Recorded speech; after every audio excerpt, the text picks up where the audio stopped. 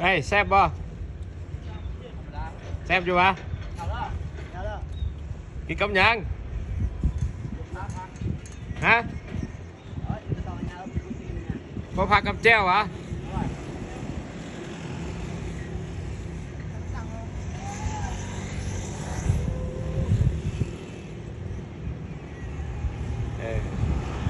ทีมงานให้น้อง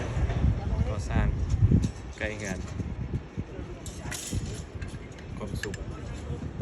ขอจะมีข้าวกินแซ่บหลายกับแจ่วกับผัก